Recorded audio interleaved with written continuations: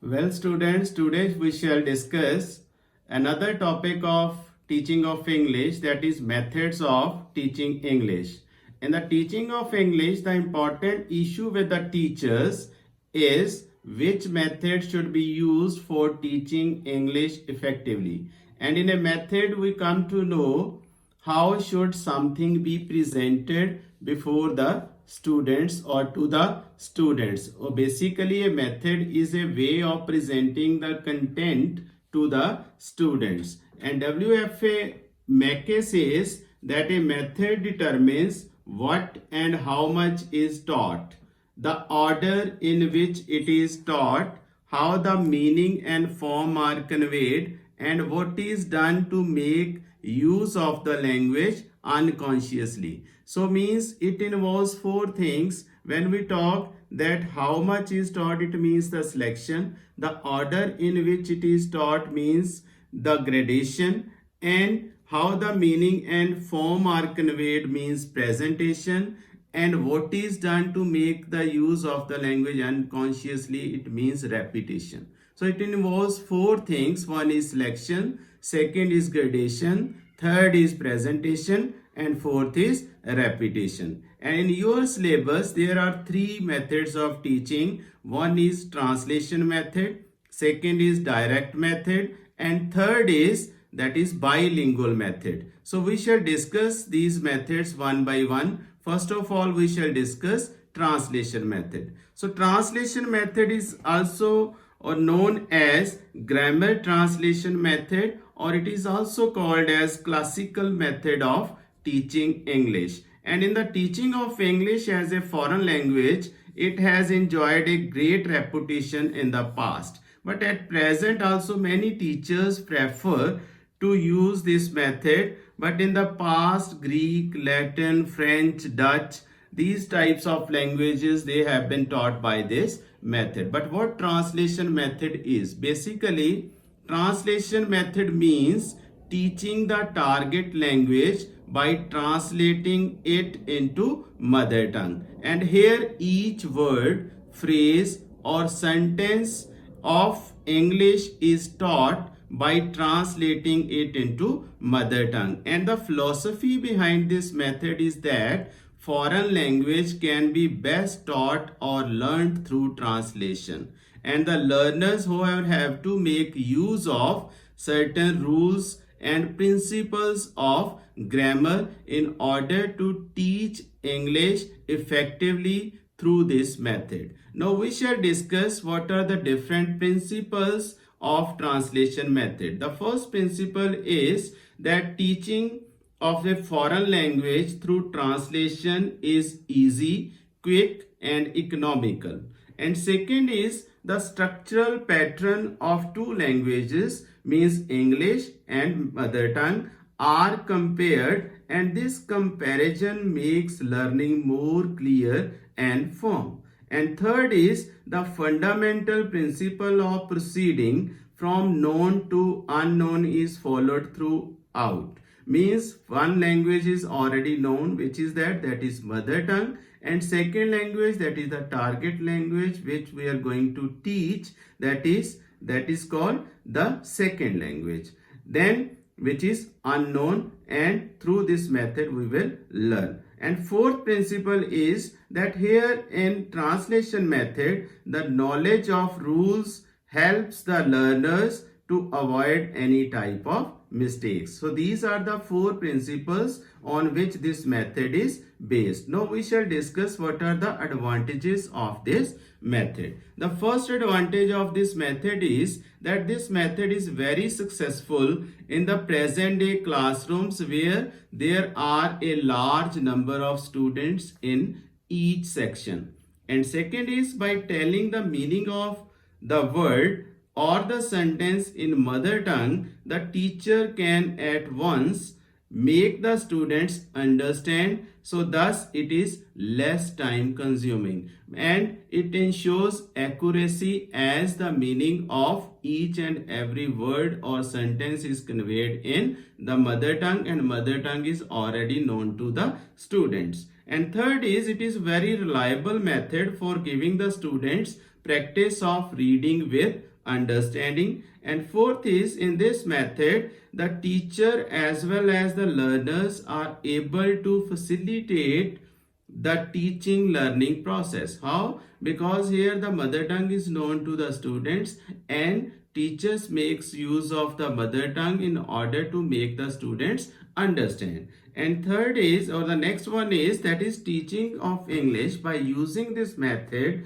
does not require labor on the part of the teacher. Thus many teachers who are not habitual of working hard, they feel very happy by using this method. And by using this method, the comprehension of the students can be tested very easily, and this is very economical method because here no teaching aids they are used by the teachers. And next is, as one language is already known to the students and other they are going to learn with this method, and the comparison is being done between the two languages, and this comparison with the mother tongue makes the learning more clear and firm. But there are many disadvantages of this method, and those disadvantages we shall also discuss one by one. The first disadvantage is, that is, this method ignores the oral practice to the students, which is the most important aspect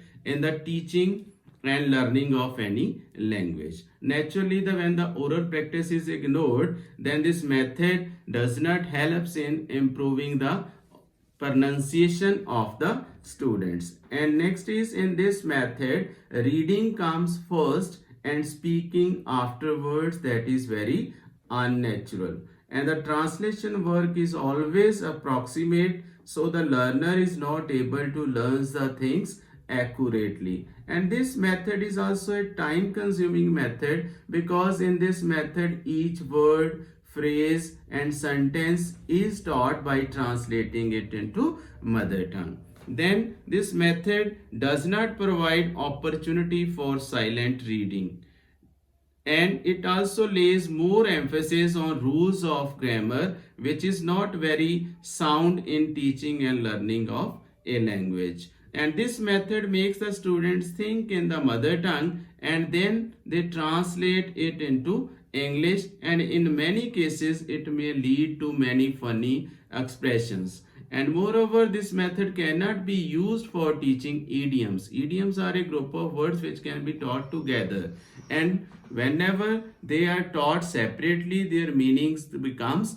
different. So this method cannot be used for teaching idioms. Then it is dull and mechanical method, because the learner remains passive most of the time, and then it does not help the students to learn correct English. Why? This is because it develops the habit of thinking each and everything in the mother tongue, and this method does not help the students to learn the language really. So this method has many disadvantages, but quite often this method is used by many teachers. But every method has its advantages as well as disadvantages. We shall discuss a next method, that is direct method. Now, direct method of teaching English means teaching English directly through English medium. And in this method, mother tongue is not used at all. And this method came as a reaction against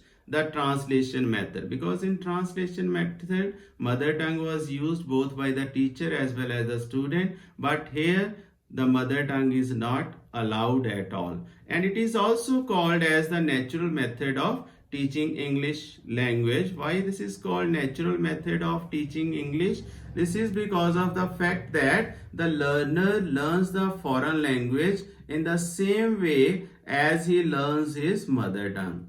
And the philosophy behind this method is that the learner learns the foreign language or the target language in the same way as he learns his mother tongue. And according to Webster's New International Dictionary, direct method is a method of teaching a foreign language, especially a modern language, through conversation, discussion, and reading in the language itself without the use of pupils' language, without translation, and without the study of formal grammar. The words are first taught by pointing to the object or pictures or by performing actions. Some language experts they are of the opinion that direct method is not a method at all. Professor Gure says, but essentially the direct method it is a principle, not a teaching method, a system that operates through many methods, a way of handling the new language and of presenting to the class. It demands direct bond, that is the direct association between the word and the thing, between the sentence and the idea, instead of an indirect one through the mother tongue. And the basic principles on which this method is based, they are: first principle is direct association between thought and words. In this method, learners think and speak by using the same medium or by using the same language. And second principle is that is oral practice. A lot of oral practice is must for everyone is the basis of this method. And third is that is functional grammar. In this method, stress is laid on functional grammar and not on formal grammar. In translation method, stress was laid on formal grammar, but here the stress is laid on functional grammar. Then fourth principle is that is inhibition of the mother tongue, and this method propagates the teaching of foreign language without using the mother tongue. Then sentence is the unit of speech. In translation method it was the word that was the unit of speech, but in direct method of teaching English, it is a sentence that is the unit of speech, and emphasis is laid on speaking full sentences. Then sixth principle is that is limited vocabulary, and this method favors the presentation of limited vocabulary on the basis of the needs and experiences of the learners. Now we shall discuss the advantages of this method. The first advantage of this method is, as I have told you in the principles, that this method lays more emphasis on oral work and that ensures good pronunciation to the learners. And second is for teaching the idioms of English, this method is most suitable. Then there is a direct bond between thought and expression, so this helps the learners to have fluency in speech. It helps the students to have a good command over the language. Means as there is a direct association between thought and expression, students they are not allowed to use mother tongue. Naturally it ensures fluency on the part of the students. For teaching English by using this method, the teacher has to use different types of audio-visual aids, and these aids makes the lesson more interesting. Then psychologically, this method is very sound because the teacher proceeds from particular to general or from concrete to abstract, and it makes the teaching of English easy and pleasant, and it helps the teacher and the learners to cover more syllabus in less time. But on the other hand, this method also has many disadvantages. And what are those? There is a need of really competent teachers for teaching English language, but by using this method, but we are having a shortage of such expert teachers. And many times the teacher fails to make the students understand the meaning of the particular word because the use of mother tongue is not allowed. As the use of mother tongue is not allowed, so this method fails to ensure accuracy on the part of the students. And this method, there is more emphasis on oral work, and reading and writing aspects of the language, they get less attention. And then this method cannot be used successfully for average or below average students. And another disadvantage of this method is it is an expensive method because the teacher has to use some teaching aids for teaching the language.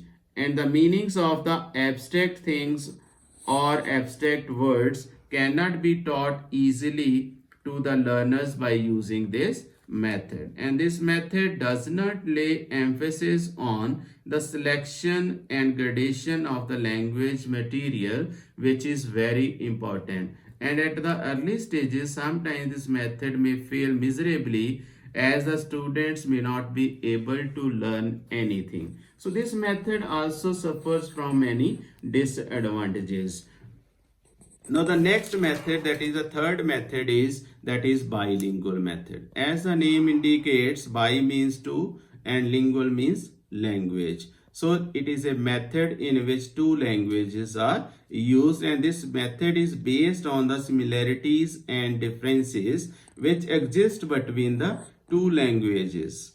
The similarities and differences may be of situation, may be of sounds, may be of vocabulary, and may be of structure, etc. If these differences or common things are known well, then learning of a foreign language is facilitated considerably. When the child is learning his mother tongue, he becomes familiar with the situation and picks up the language correctly. While learning the foreign language, the situations are created again in order to make the child learn the foreign language. The advocates of bilingual method believe that it is merely a wastage of time as there is a duplicacy of the same thing. Of course, mother tongue equivalents be told, but there is no need of recreating the situations. It is suggested that the time which has been saved may be used or utilized for giving practice to the students in the form of sentences.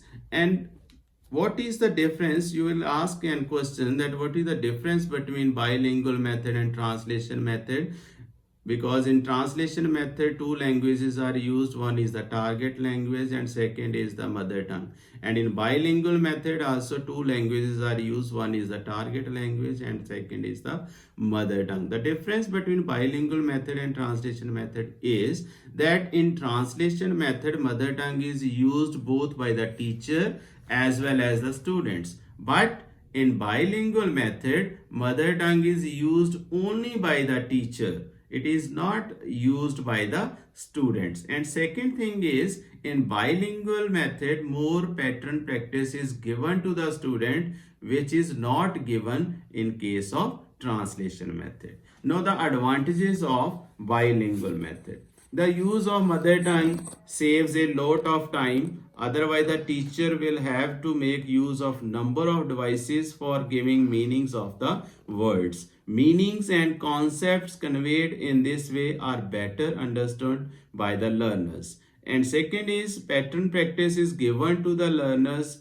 of the language, which is essential in acquiring a skill. Idioms can be taught by using this method, and this method also helps in developing fluency in the spoken language because more pattern practice is given in this method. And this method does not need special facilities or equipment because the teacher can make use of the mother tongue whenever he requires to make use of it. Then teachers of English also love to teach by this method, and it does not burden their minds with extra labor, and it fully makes use of the language habits already acquired by the learners while learning their mother tongue. Or basically, or in the nutshell or briefly, we can say that all the advantages of direct method and of translation method, they are the advantages of bilingual method.